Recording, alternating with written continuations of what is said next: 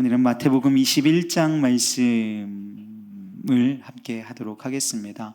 마태복음 21장은 네 부분으로 나누어지는데요. 첫 번째는 우리 예수님께서 예루살렘 성에 입성하시는 장면입니다. 우리들이 종려주일마다 이 말씀을 함께 하기 때문에 특별하게 키워드로만 설명을 조금 드리면, 예수님께서 작은 나귀 새끼를 타고 들어가시지요. 종려나무 가지를 꺾어 흔들면서 호산나를 외치는 수많은 군중들, 무리들이 있었습니다. 그리고 나서 예수님께서 성전에 예수님께서 예루살렘에 입성하신 후에 가장 먼저 하신 일이 무엇이냐면 성전을 청결하는 일이에요. 예수님께서 그곳에서 매매하는 사람들, 이런 사람들을 보시고 내 집은 기도하는 집이라 일컬음을 받으리라 하였거늘 너희는 강도의 소굴을 만들었다라는 말씀으로 그곳을 성전을 청결하게 하시는, 깨끗게 하시는 그런 장면이 나오지요. 그리고 세 번째로는 우리 무화과 나무 저주의 말씀이 나옵니다. 우리 목사님께서 수요 예배 때 이 무화과 나무 저주에 관한 말씀을 이미 하셔서 더 특별한 내용을 말씀드리지는 않아도 될 것 같아요. 다만 이 무화과 나무의 저주를 생각할 때 우리가 꼭 기억해야 할 건, 예수님께서 시장하셨을 때 그 나무를 바라보셨는데 열매가 없는 거예요. 근데 이 무화과 나무의 열매를 맺을 만한 계절이 아니었다는 데에 있습니다.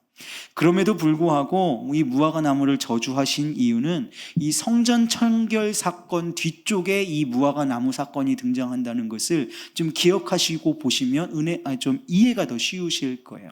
마치 이 무화과 나무가 성전과 같은 거죠.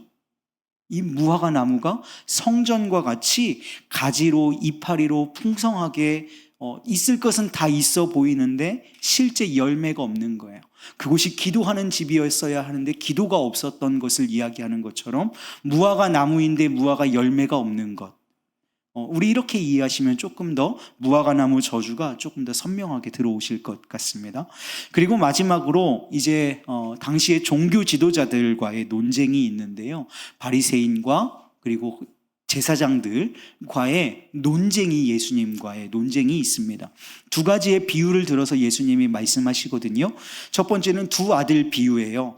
첫 번째 큰아들, 둘째 아들이 있는데요. 첫째 아들에게 일을 시켰더니 큰아들이 예 하고 가서 했더라? 안 했더라. 두 번째 아들에게 가서 이것을 시켰더니 안 할래요 하고 갔는데 그 일을 했다. 이렇게 말씀을 하시는 두 아들 비유가 있고요. 두 번째는 포도원 농부의 비유인데요. 그 말씀이 오늘 우리가 읽은 본문 말씀이에요. 포도원 농부가 있는데, 주인이 있는데 소작농들인 것 같아요. 소작농들에게 이것을 맡겨서 했고, 그것들을 이제 받아오라, 결실을 받아오라고 종을 보냈는데 종을 죽이죠. 그래서 많은 종들을 보냈어요. 근데 그 많은 종들도 죽입니다. 그래서 내 아들은 안 죽이겠지 하고 내 아들 보냈더니 내 아들도 죽이고 그 유산을 상속받을 것들을 강탈하자, 이렇게 얘기를 하는 거예요. 그래서 그럼 어떻게 해야 되겠느냐? 그들을 진멸하고 새로운 자들을 뽑아야 합니다. 이렇게 하면서 오늘 본문 말씀이 마무리되거든요.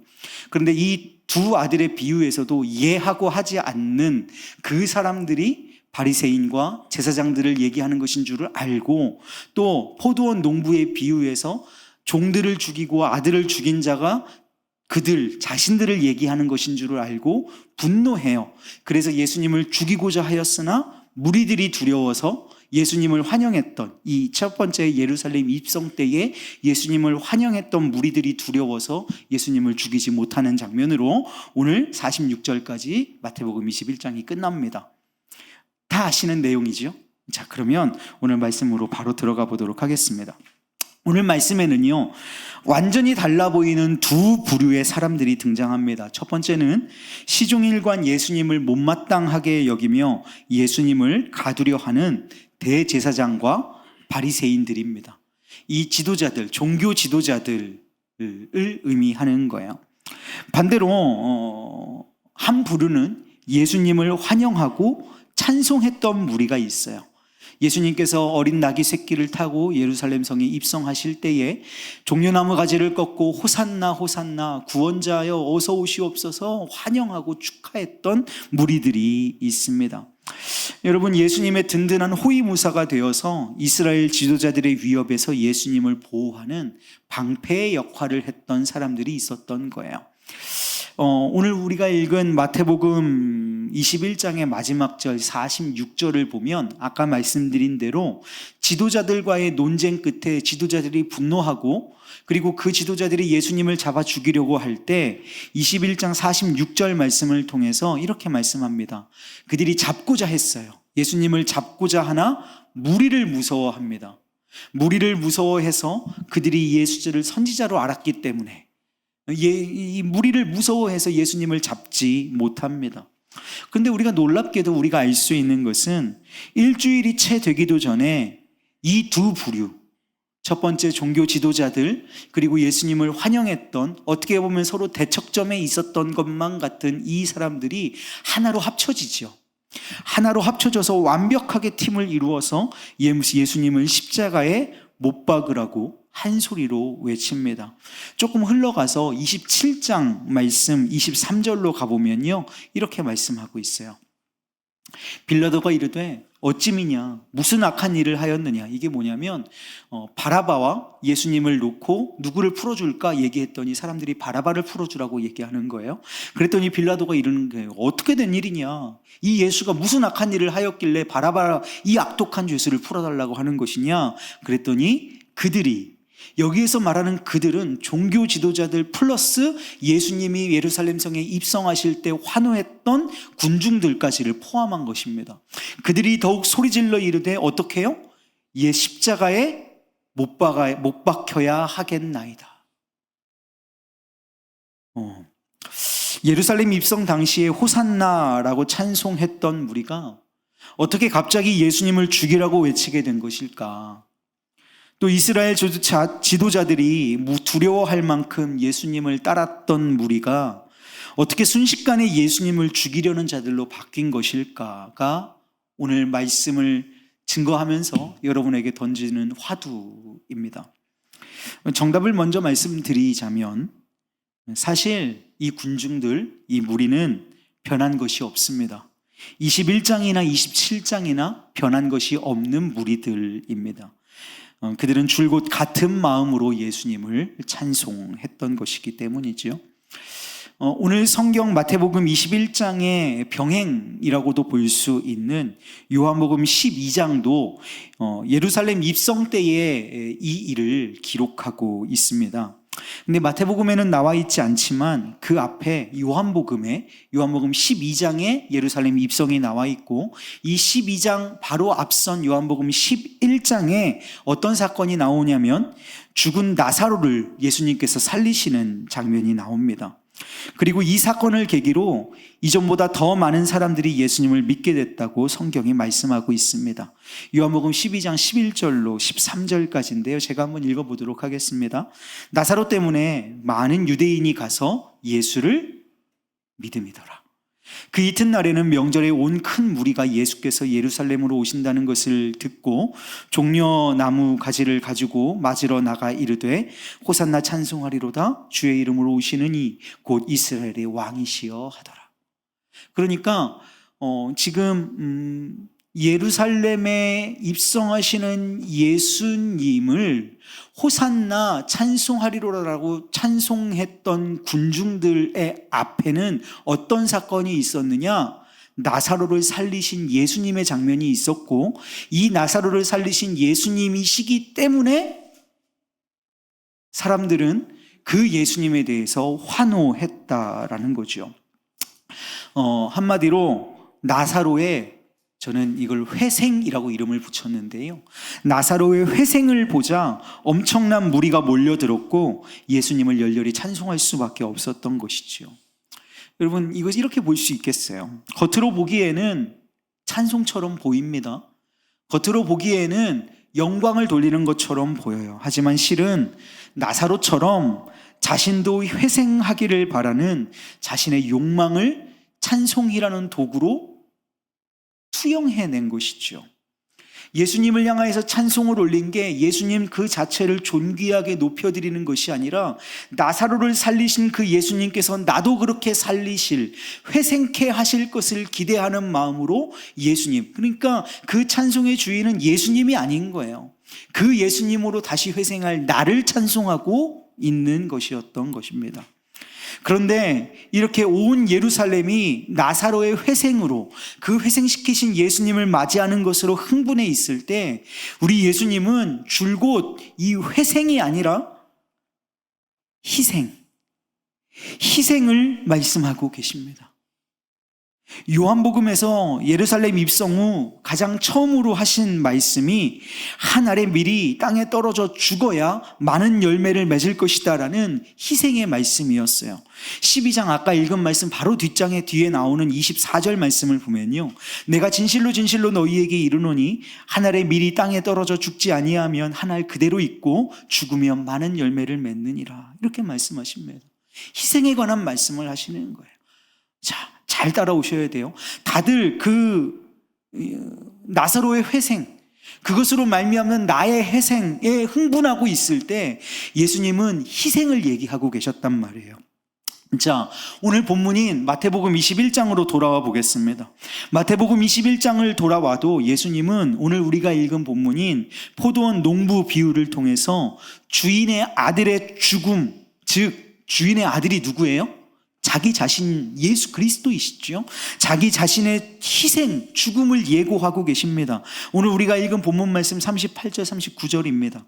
농부들이 그 아들을 보고 서로 말하되 이는 상속자니 자 죽이고 그의 유산을 차지하자 하고 이에 잡아 포도원 밖에 내쫓아 죽였느니라. 희생에 관한 말씀을 계속하고 계시다는 말입니다. 여러분, 예수님을 따르고 찬송하던 무리가 일주일이 되기도 전에 예수님을 죽이려 했던 이유가 있습니다. 찬송했어요. 근데 일주일 만에 예수님을 죽여라 십자가에 매달아야겠다라고 얘기하는 사람들로 변모된 이유가 여기 있다는 것입니다. 바로 오늘 말씀의 제목인 희생 없는 회생만을 구했기 때문입니다. 희생 없는 회생만을 바랬던 그들의 욕망 때문이라는 것입니다. 여러분, 이 희생 없는 회생만을 바랬던 욕망은 이스라엘 지도자들에게 있었어요. 그런데요, 예수님을 찬송했던 군중들에게도 희생 없는 회생은 여전히 그들의 마음에도 감추어져 있었지만 드러나게 되었어요. 그리고 우리가 한 번 더 생각해 봐야 될 것은 제자들의 계속된 헛발질들, 제가 헛발질들이라고 말씀을 드리죠. 오늘 18장에서 우리가 봤던 누가 큰 자입니까? 라고 하는 질문들, 그리고 예수님이 십자가에 대해서 말씀하시는데 내 아들들을 당신의 나라의 좌우편에 앉게 해주십시오라고 권력을 탐했던 이런 모습들을 보건대 예수님을 따르던 제자들도 이 희생 없는 회생에, 그 욕망에 사로잡혀 있었음을 우리는 알 수 있습니다. 자, 여기까지 이제 말씀을 따라오셨나요? 자, 그렇다면 여러분, 오늘 우리는 어떻습니까? 그때 종교 지도자들, 그때의 군중들, 그때의 예수님의 제자들이 이런 모습이었다면 이제 이 말씀을 비추어서 오늘 우리에게로 가지고 와야 합니다. 우리는 어떻습니까? 우리가 주님을 향해 찬송하는 찬송 속에 혹시 이 희생 없는 회생만을 바라는 당시의 바리새인들, 무리들, 제자들의 모습이 그 안에 숨어 있지는 않습니까? 우리의 찬송이 순수한 것입니까? 우리의 찬송이 진정 하나님께 영광만이 드러나는 것입니까? 그곳에 나의 욕망이 투영되는 찬송은 아닙니까? 나의 성공은 취하여야겠으나 헌신은 원하지 않는, 사랑을 받기는 해야겠으나 사랑은 줄 수는 없는, 또 내 기대와 소망은 관철시켜야겠으나 예수님의 기대와 소망은 나와 상관이 없는, 고통 없이 영광은 얻기를 원하는, 십자가 없는 부활만을 원하고 있는, 여러분, 그런 모습이 우리 가운데 있다면 우리도 언제든지 예수님을 환영했던 무리들처럼 순식간에 우리가 드렸던 찬송을 예수님을 십자가에 못 박으라는 저주로 바꿀 수 있는 자들임을 자인하는 것입니다. 여러분, 주님은요, 오늘도 우리를 십자가의 길, 그 고난과 희생의 길로 우리를 초청하십니다. 그리고 오늘 우리로 찬송하게 하십니다. 희생만이 능력이라 하시네. 여러분, 그 초청 앞에 예라고 대답하면서도 실은 삶 속에서 조그만 희생도 용납하지 않는 어리석은 마다들의 모습이 내 모습일 수 있습니다. 네라고 대답은 하지만 순종하지 않는 거예요. 네라고 얘기하지만 희생하지 않는 그 모습이 내 모습일 수 있다는 겁니다. 또 나의 욕심을 위해 주인의 아들까지도 죽이는 배은망덕한 포도원 농부들의 모습이 내 모습일 수 있습니다. 사랑하는 여러분, 희생 없는 회생만을 바라는 욕심을 버리고 십자가 지고 주를 따르는, 진실로 계속해서 한 맥락으로 마태복음이 흘러가고 있죠. 십자가 지고 주를 따르는, 그래서 우리의 찬송이 주님이 기뻐하시는 진정한 경배와 찬송이 되는 우리 유황중앙교회 모든 성도님들, 특히 이 자리에 함께 하시는 이 저녁의 기도꾼들 되시기를 주님의 이름으로 축복합니다.